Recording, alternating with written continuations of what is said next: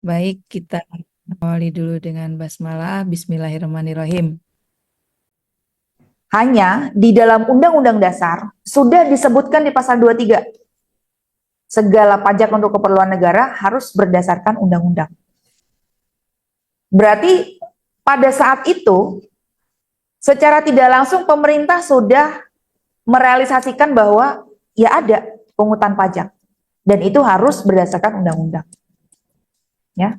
Ini hasil adopsi dari peraturan lama yang seperti Ibu sampaikan tadi digunakan di zaman kolonial Belanda. Pada akhirnya dibuatlah undang-undang perpajakan karena menyesuaikan dengan kondisi perekonomian ya, inflasi dan lain-lain, membuat sudah tidak lazim, sudah tidak layak lagi kita saklek menerapkan apa yang diatur di Undang-Undang tahun 1983. Sudah tidak sesuai, jadi harus kita adjust. Nah, adjustment-nya itu terjadi di periode beberapa tahun, 91, 94, 2000, dan 2008. Terakhir di 2008 itu tarif pajaknya kita gunakan paling lama. Karena baru ada penyesuaian lah, membuat undang-undang lama menjadi tidak kita pakai. Sekali lagi ya, tidak membuat undang-undang yang lama jadi tidak kita pakai. Pasal mana yang tidak dilakukan perubahan di undang-undang yang baru, itu berarti terus kita gunakan. Nah, di Undang-Undang tahun 1983 misalnya mengatur mengenai adanya pengenaan sanksi bunga dan sanksi denda. Tidak ada perubahan atas materi inti bagaimana objek yang dikenakan bunga dan denda tadi. Yang dilakukan penyesuaian hanya di besaran tarif. Jadi kalau dasarnya kenapa kena bunga, dasarnya kenapa kena denda, itu masih kita jadikan pegangan sampai saat ini. Yang disesuaikan hanya tarif bunga dan dendanya saja. Nah, adapun di tahun 2021, kalau misalnya kalian perhatikan ini gapnya jauh sekali sejak yang terakhir 2008. Perubahan ini tidak hanya di undang-undang perpajakan saja. Pemerintah waktu itu melakukan perubahan atas hampir semua undang-undang yang diterbitkan di Indonesia sampai ke undang-undang agraria, pertanahan, notariat, dan lain-lain. Tetapi isinya secara kurang lebih garis besarnya sama, hanya yang perlu dilakukan penyesuaian saja. Semuanya gitu. Itu berarti semuanya baru? Tidak.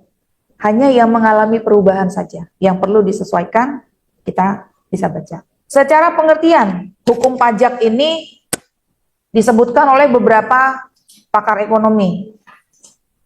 Menurut Profesor Dr. Roma Sumitra, suatu kumpulan peraturan yang manfaatnya untuk mengatur hubungan antara pemerintah sebagai pemungut dan rakyat sebagai pembayar. Nah, hukum pajak sendiri mempunyai suatu tugas untuk menelaah keadaan, perbuatan, dan peristiwa hukum dalam masyarakat, ya. Dan untuk merumuskannya harus diatur di dalam peraturan-peraturan atau undang-undang tadi. Jadi kalau kita ada menerapkan pengenaan biaya tertentu kepada satu pihak tanpa adanya undang-undang atau peraturan yang mengatur, nah yang seperti itulah yang dinamakan pungli. Mengenai subjeknya, objeknya, tarif, hak kewajiban wajib pajak dan sebagai dalam masyarakat, dan bagaimana cara-cara pengenaan pajak. Bagaimana kedudukan hukum pajak dalam tata hukum di negara Indonesia?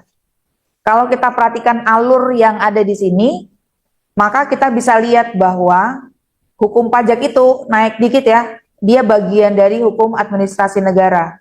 Sementara hukum administrasi negara bagian dari hukum publik, menjalankan kewajiban pelaporan, bagaimana cara ya, yang mengatur mengenai cara, kemudian bagaimana definisi, pengertian-pengertian. Kita harus sepakat dulu mengenai apa istilah wajib pajak. Wajib pajak itu apa sih gitu. Kita harus punya kesamaan pemahaman dulu. Nah, itu dijelaskan di pasal-pasal yang bersifat formal. Pasal yang bersifat material, dia sudah memuat norma yang menerangkan keadaan, perbuatan, peristiwa hukum. Seperti misalnya, kapan dianggap terlambat. setor. Kapan dianggap terlambat hukum pajak dengan hukum perdata? Dari alurnya tadi karena sudah bisa lihat ya, bahwa hukum pajak bagian dari hukum administrasi, sementara hukum administrasi itu ada di bawah hukum perdata. Jadi dia berlaku istilah lex specialis derogat lex generalis yang maknanya hukum yang bersifat khusus, dalam hal ini undang-undang perpajakan, mengesampingkan hukum yang bersifat umum yang di atasnya itu. Dia lebih global gitu, undang-undang perdata itu. PPh 21 itu adalah pajak yang dikenakan atas penghasilan yang diterima oleh orang pribadi dengan jenis penghasilan berupa gaji, upah, honorarium, tunjangan, atau bisa juga pembayaran lain, bisa dengan nama dan bentuk apapun, utamanya yang diterima karena imbalan kerja. Jadi kita bekerja dulu, kemudian kita mendapatkan upah atau imbalan dari pekerjaan yang telah kita selesaikan, maka yang semacam itu adalah jenis penghasilan yang harus dikenakan potongan PPh pasal 21. Nah, berikut ini adalah jenis orang pribadi yang bisa dikenakan PPh 21. Seperti kita lihat, dasar hukumnya adalah Perdirjen nomor Per 16 garis miring PJ tahun 2016, di mana pada bab 3 pasal 3 disebutkan kriteria-kriterianya seperti ini, yaitu yang pertama kelompok pegawai tetap dan tidak tetap, kemudian berikutnya adalah kelompok bukan pegawai, kelompok peserta kegiatan, dan berikutnya adalah penerima uang pesangon, pensiun, THT atau tunjangan hari tua. Nah, di dalam kelompok pegawai tetap dan tidak tetap itu, apabila kita uraikan lebih lanjut, maka terbagi menjadi kelompok besar pegawai dengan jenis lainnya, seperti yang tidak tetap, penerima upah, dan lain-lain. Nah, sampai di sini apakah ada pertanyaan? Silahkan nanti diajukan. Kita bahas setelah ini, kita break dulu. Terima kasih. Assalamualaikum warahmatullahi wabarakatuh. Hukum perdatanya digunakan untuk mengatur hubungan antar manusianya. Hukum pajak digunakan sebagai acuan untuk mengatur pajaknya. Hukum pajak bukan hukum pidana, tetapi di dalam hukum pajak atau undang-undang pajak ada disebutkan mengenai, nah di sini hukum pidana mengatur pengenaan sanksinya. Di dalam penafsiran hukum pajak banyak upaya yang pada dasarnya adalah bagaimana cara kita ya untuk bisa menerjemahkan apa sih isi dari pasal-pasal di dalam undang-undang itu gitu. Kita menafsirkan itu bisa dengan berbagai macam cara, bahasa, analogi, dan a contrario. Jadi makanya di dalam membaca undang-undang terkadang akan muncul banyak perbedaan ya. Ketika pihak satu dengan pihak lain menerapkan apa makna dari undang-undang itu, bisa menimbulkan banyak perbedaan. Karena tadi penafsirannya dari sudut pandang apa dulu, sebenarnya bukan pajak. Contohnya ketika kalian mengurus perpanjangan SIM, paspor, bikin paspor baru, perpanjangan, atau lelang aset sitaan yang dilakukan oleh negara. Itu masuk ke penerimaan negara, tetapi kategorinya bukan pajak. Jadi kalau penerimaan pajak nanti ada yang namanya slip setoran, PNBP juga ada slip setorannya. Nanti di paling atasnya tertulis, slip setoran PNBP, penerimaan negara bukan pajak. Ada beberapa pengertian pajak di sini disampaikan oleh Dr. Rohmat Sumitro. Garis besarnya, Adriani, iuran kepada negara dapat dipaksakan, terhutang oleh siapa yang wajib membayar, ini menurut peraturan ya, dengan tidak mendapat prestasi kembali langsung. Dapat ditunjuk dan kegunaannya untuk membiayai pengeluaran umum yang berhubungan dengan tugas negara untuk menjalankan pemerintahan. Jadi kita bisa ambil garis besarnya, kita lihat sekarang di Undang-Undang KUP. Undang-undang menyebut bahwa pajak adalah kontribusi wajib kepada negara terhutang oleh orang pribadi atau badan.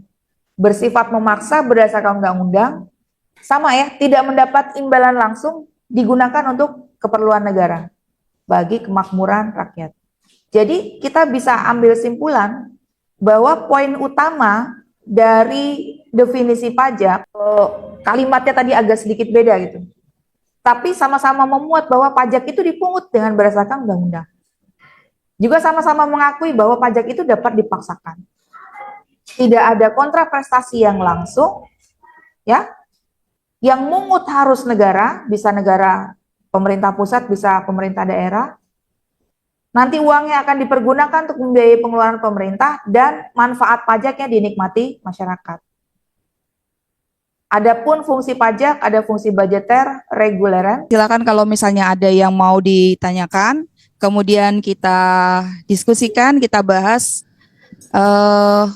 Diberikan kesempatan mungkin 3 pertanyaan dulu. Silakan.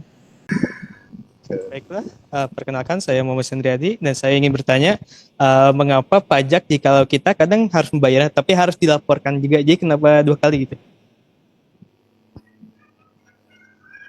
Iya, kenapa harus 2 kali gitu? Kenapa nggak sekaliguskan dalam satu waktu? Di dalam undang-undang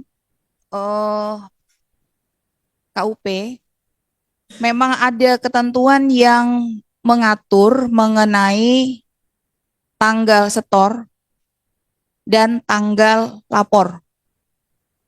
Setor itu untuk setoran pajaknya, sedangkan lapor untuk lapor SPT-nya. Nah, SPT, baik dia SPT masa maupun SPT tahunan. Jadi prinsipnya sebenarnya ini adalah salah satu cara yang digunakan kalau kalian ada di mata kuliah sistem informasi akuntansi gitu ya. Sistem informasi akuntansi.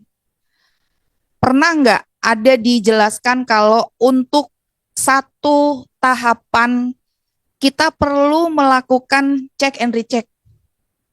Kemudian perlu melakukan upaya yang tujuannya untuk mengantisipasi terjadinya misalnya fraud, manipulasi, kesalahan, human error atau apapun itu.